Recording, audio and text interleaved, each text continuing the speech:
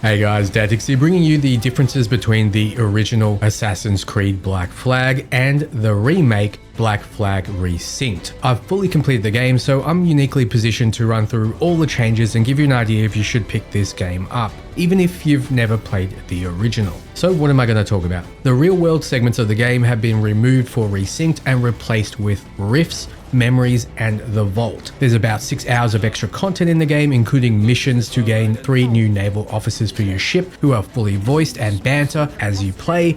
The game's ending has been extended, and there's also an endgame series of missions based around Maynard, the pirate hunter. There are side missions that wrap up the storylines of Blackbeard and Bonnet, as well as others having you collect art pieces and pets. There are more Assassin's contracts that have you hunting down targets in particular ways, and naval contracts that have you utilizing your ship in particular ways. The game has also been drastically improved visually. The sea physics are quite impressive, and the Anvil engine makes the game quite beautiful. The cities no longer have loading sections. The combat has been quite significantly changed. The ship combat has been mostly improved, and now you can dive anywhere, though you'll be mostly diving close to shore or in dedicated diving bell areas. There are new islands to explore and new content for your hub island. There are a lot of new secrets to find, and you can do so with an updated stealth system wherein you can now sneak anywhere instead of just dedicated areas, and the parkour system has been updated. It can be more manual if you wish. There are also a large range of accessibility settings to play with, as well as the ability to skip forward in time. So that was all a mouthful. Timestamps are below. Let's dive into more detail. If you've never played the original, then this is now the definitive way to play the game, in my opinion. But let's mostly remove opinion from the mix. In the original Black Flag, there was a modern day portion of the game where you controlled an unnamed employee in Montreal, hack into employees' computers, uncover lore, and so on. Though a few select people enjoyed the real world grounding of the Assassin's Creed series, a lot more found it disruptive and immersion breaking. Depending on which side of the doubloon you are, you'll either like or dislike the fact that these sections have now been completely removed. You can now explore data files in the game that give further lore, and you can also enter rifts. There are 4 rift sections in Resynced, each giving what if scenarios. What if Edward kept his promise to Caroline, and so on. These are puzzle platforming areas and offer an alternative look at the characters rather than pulling you out to the real world. There's also an extensive codex that you can manually look through to find out more about the lore and real locations, or you can open up the Animus. It's an attempt to reward you across the titles for collecting data fragments. You can see here I've unlocked this Dark Animus Familiar, but I've mostly ignored the fragment collecting part of the game, so yes, my fully completing the game statement wasn't 100% accurate, but I had no interest in partaking in the Animus. This requires you to engage with daily quests, which are called anomalies. There's also a synchronization tab, which is an achievement-based reward system, and then there's the exchange, which offers some fairly decent gear. If you head over to the vault, you can view data files, which are your bridge to the real world content that they removed. I thought I would open with this information as it might impact your interest more than the other changes coming up, like the addition of new side missions to collect 3 naval officers for your ship, a weapons master, a shipwright, and a master of arms. The missions themselves aren't that long, but the officers are voiced, provide banter while on your ship. I've no love for the posturing of captains. Present company excluded. Accompany you in the new endgame content and provide new abilities for your ship. A perfect brace, which seems all but required for the legendary ship battles at the endgame. A ram attack, which does extreme damage, and finally, making your broadsides now fire an extra salvo per round. So these are certainly useful. Each officer provides an extra mission line to complete, which gives you rewards like an upgraded mortar fire mode. Throughout the main storyline, there'll be extra content here and there as a few of the main voice actors return to voice the new content, including an extended ending to the game. So at the end game, there's a mission line involving Maynard, the pirate hunter. It's a quite long set of missions, 8 to be exact, putting your ship and your combat skills to the test. Your officers all join you on these missions and are fully voiced throughout them. These feel like they were part of the original, even though they weren't. This is the largest amount of content they added in Resynced, and there's quite a lot of it.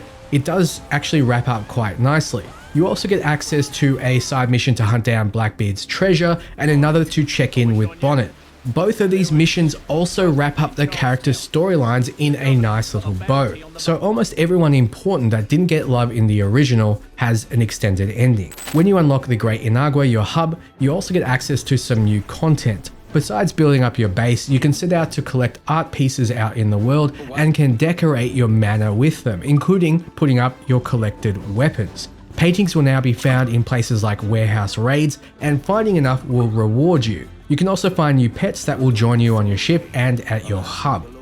All the Assassin's contracts in the base game are here along with new ones. They have been improved in ways due to the upgraded systems and offer you more cash if you kill a target in a particular way, like hanging a target from your rope dart. It's the same thing for the naval contracts. There are a few new ones along with the pre-existing ones. The new ship systems have also made these seemingly more interesting.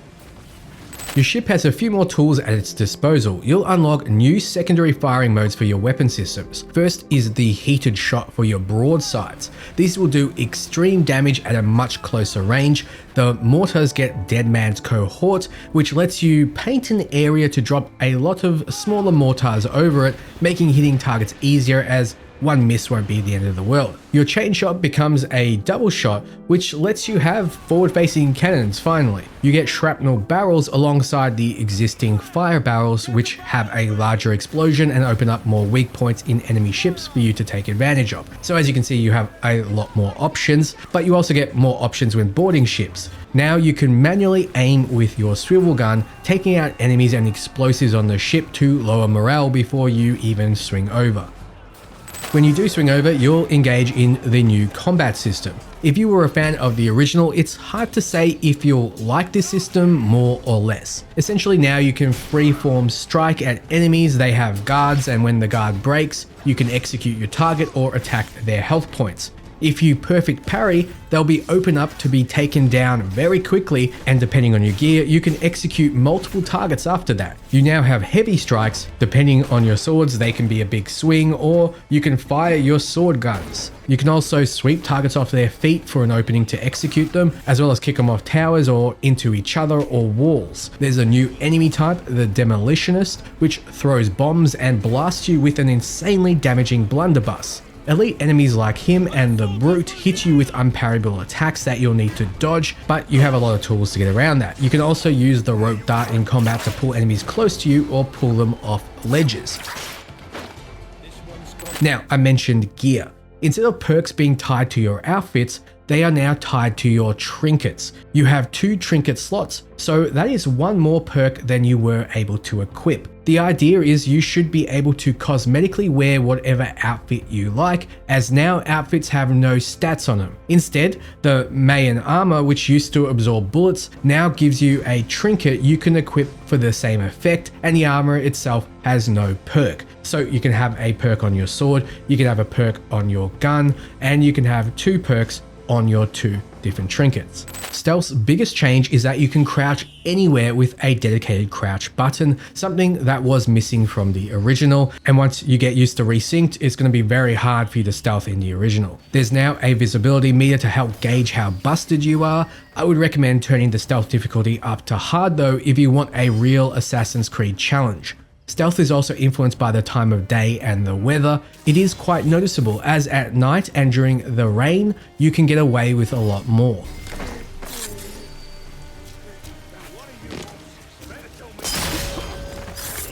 In the original, there were far more game over states when in stealth. When you were tasked to follow someone stealthily, if seen, it would be a game over. Now, when you're discovered, you are forced to fight, which seems more natural. Enemies will either take you on or targets will run. It is far less frustrating than the original, especially because parkour has been improved overall. There will be times you feel it isn't as tight as the original, but now you can manually jump and side and back eject easier. The transitions between parkouring moves seems also to be much smoother. There's also little things that help you parkour laid about, like zip lines for you to cut the time needed for traversal. Visually, the game has been drastically improved. This is the primary reason for purchasing this over the original because it has been modernized in a lot of areas. There are far less loading screens and the water in particular looks beautiful. There were times sailing on the ocean I was genuinely impressed with the physics. No matter how you feel about the remake, the undeniable truth is that the visuals are much more polished and the audio is much more crisp. Yes, there are improved sounds that change based on the weather, how far you are underwater, and much more.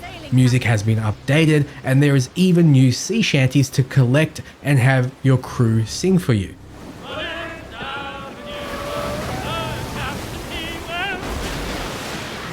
You can now dive anywhere, not just the diving bell sections of the game. This means jumping off your ship or running into the water and pressing a single button to submerge. There are a few hidden chests in the water, and it feels more natural to a pirate game that you have this freedom. Alongside this, there are a handful of new areas and islands to explore, some of which come up during the new side missions. There are a ton of accessibility options for those inclined, as well as difficulty settings, subtitles with different colors, pathfinding toggles, colorblind presets, customizable field of view, advanced parkour settings, multiple input device support, control remapping, HUD element control, and much more. You can also now fast travel to the Jackdaw, making getting around easier, and you can manage your fleet from there as well after your first fort raid in the story, making it so you don't have to return to the hub as often to claim your rewards and repair your fleet.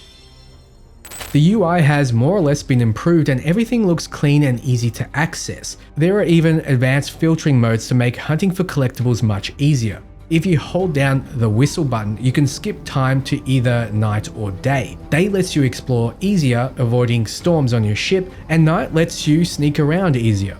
And that's everything new in Assassin's Creed Black Flag Resynced. Hopefully this has given you a good idea whether or not this game is worth a pickup, because the best way to know is to make your own mind up when presented with all the information, rather than of course listening to reviews. Hence why I rarely review anything on this channel. So let me know below how you feel about it all and stay tuned for more Black Flag guides. Until next time, ciao friends.